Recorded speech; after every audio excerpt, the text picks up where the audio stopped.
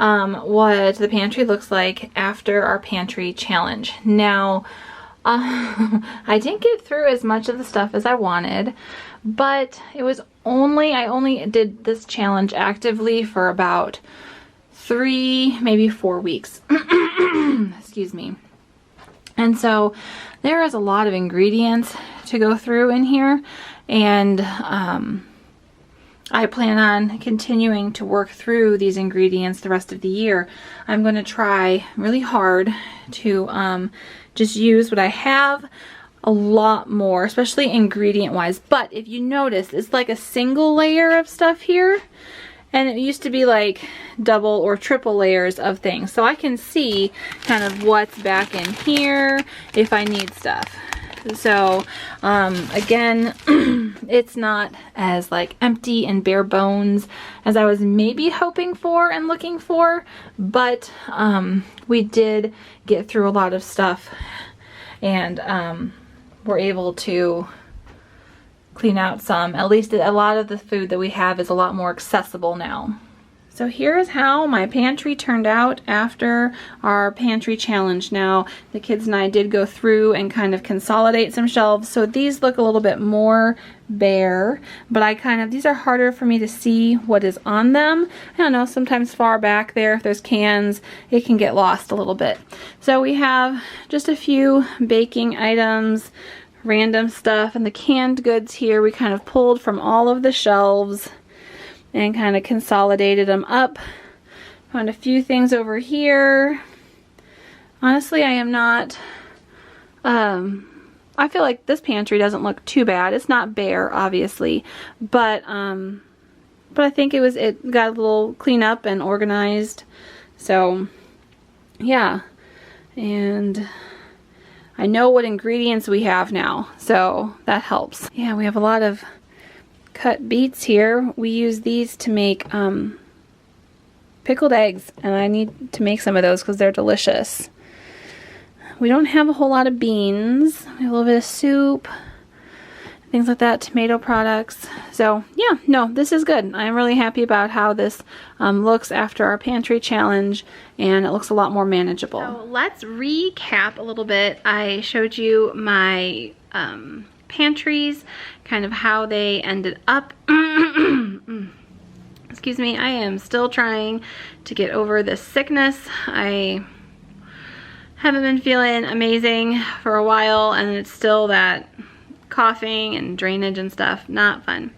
So my voice sounds a little off, and everything's just a little bit, takes a little bit more time to do for me right now. But let's just rehash. So I showed you the pantries. You know, when I started this, my grand design for this pantry challenge is they'd be a lot emptier than they did end up being. At the same time, I did only do it for about 3.5 to 4 weeks. Lots of the reason, and I planned on doing it for longer. Lots of the reason was, honestly, I have been sick twice since the beginning of January. So I got sick around mid-January, and then I felt like I was better for a week, maybe 2, and then I got sick again. So this time around, this second sickness is a bit lingering, and honestly, my energy has been very, very low. So it's been really hard for me to continue the pantry challenge right now for longer than I have been doing it. But what I did really learn a lot about our spending and eating, and I feel like I can use the knowledge that I've gained from this pantry challenge to better serve our family by being less wasteful, spending less money on things that we don't really eat and probably won't be eating as much. And then I did use up a good bit of stuff from our pantry. I have a lot of ingredients to make things, so I just need to start, I feel like, you know, once or twice a week planning on making things with some of the random ingredients that I have, that I've accumulated. I try to use things up when they expire, but in my pantry sometimes things get buried, and I want to do a lot better about not having to throw things away. If we buy it, I want to use it.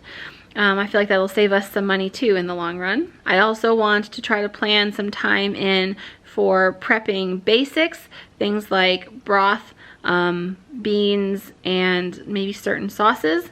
I feel like I can do that, especially if I have it scheduled ahead of time, like, you know, Thursdays I'm gonna make a pot of broth or something, and then we'll freeze it and I'll have it on hand for when I need it and I don't have to go to the store and buy some, which will be very helpful, I think. Also, we did have family visit a couple of times during our pantry challenge, and I did the best I could to shop out of the pantry, and I think I did a pretty good job.